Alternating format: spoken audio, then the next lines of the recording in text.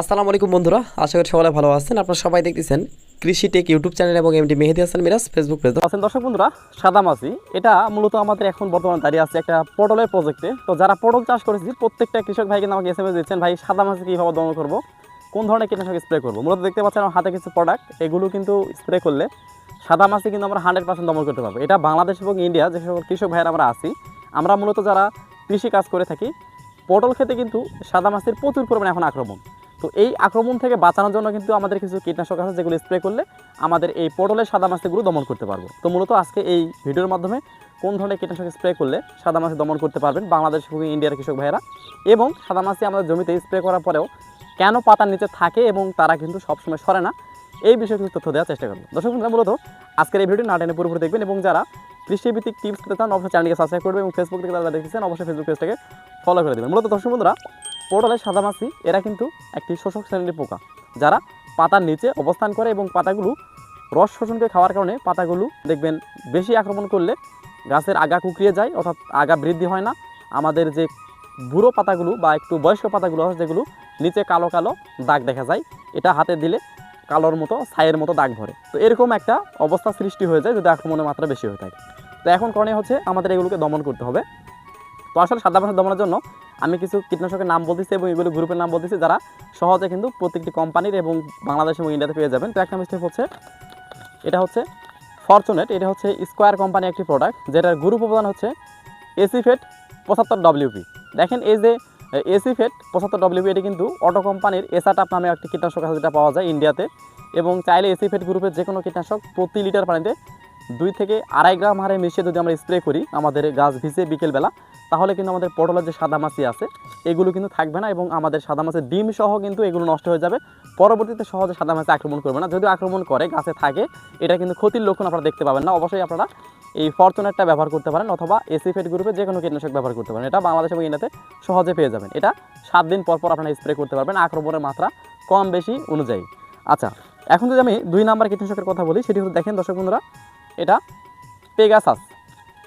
এটা সিনজেন্টা কোম্পানির জনপ্রিয় একটি প্রোডাক্ট। এটা ডাইফেনথিউরিন গ্রুপের একটি কীটনাশক। এই ডাইফেনথিউরিন 50SC এই গ্রুপের যে কোনো কীটনাশক যদি আপনি ব্যবহার করেন এই পেগাসাসের পরিবর্তে ব্যবহার করতে পারবেন। এটা বাংলাদেশে এবং ইন্ডিয়াতে পাবেন। এই পেগাসাসটা কিন্তু সাদামাছি দমনের জন্য অত্যন্ত ভালো কাজ করে থাকে। এটা আস্তে আস্তে কাজ করে, বাট একদম 100% আপনাদের সাদামাছি দমন করবে, এবং পটলের যে সাদামাছির ক্ষতির লক্ষণগুলো আছে এটা স্প্রে করার পরে ওগুলো দেখতে পাবেন না, কিন্তু পোকা জমিতে থাকতে পারে, কিন্তু এই জায়গাতে পোকা যে ক্ষতিটা করে থাকে ওই ক্ষতির লক্ষণগুলো দেখতে পাবেন না। তো চাইলে কিন্তু পেগাসাস প্রতি লিটার পানিতে 0.5 মিলি, যদি গাছের বয়স কম হয় এবং যদি গাছের বয়স বেশি হয়, আক্রমণের মাত্রা বেশি হয়, প্রতি লিটার পানিতে 1 মিলি করে দিতে পারবেন। আপনারা হাফ মিলি করে দিবেন এটা নিয়মিত, তাহলে কিন্তু মোটামুটি একটা ভালো গাছ দেখতে পাবেন। তো চাইলে পেগাসাস স্প্রে করতে পারেন, এটাও 7 দিন পর পর। আচ্ছা, পরবর্তী দর্শক বন্ধুরা, আমি যদি আরেকটা কীটনাশকের কথা বলি, সেটি হচ্ছে যে অটো কোম্পানির গ্ল্যাডিয়াস। এটা কিন্তু আমাদের বাংলাদেশ এবং ইন্ডিয়ার কৃষক ভাইয়েরা কিন্তু অবশ্যই চিনে থাকেন, যেটা সাদামাছি এবং থ্রিপস পোকা দমনের জন্য অত্যন্ত ভালো।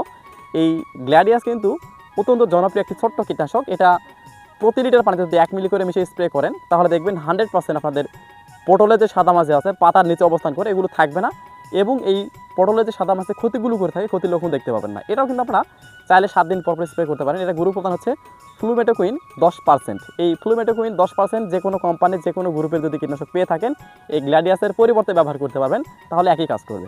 আচ্ছা, এটাও 7 দিন পর পর দিতে পারবেন।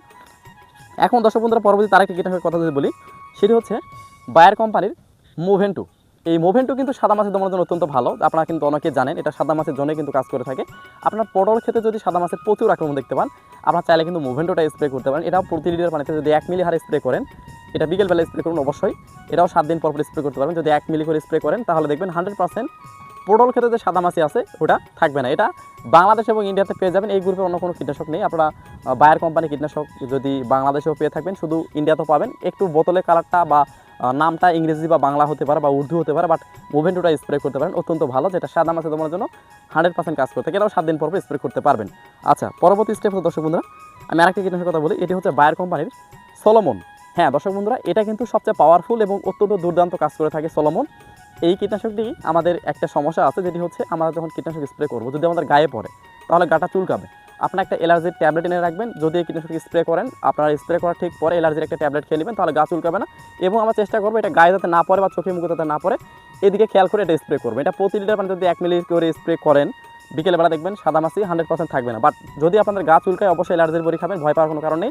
এবং আপনারা কিন্তু চেষ্টা করবেন গাছে দেওয়ার সময় বাতাসের বিপরীতে দিবেন এবং গাছে দেওয়ার সময় গায়ে যাতে না পড়ে বা চোখে মুখে যাতে না পড়ে, এটা খেয়াল রাখবেন। চাইলে এটাও স্প্রে করতে পারেন 7 দিন পর।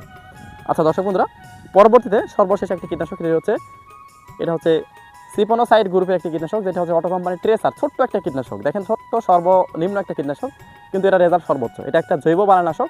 আপনারা এই সিপোনোসাইড গ্রুপের যে কোনো কোম্পানির যে কোনো কীটনাশক পেয়ে যাবেন।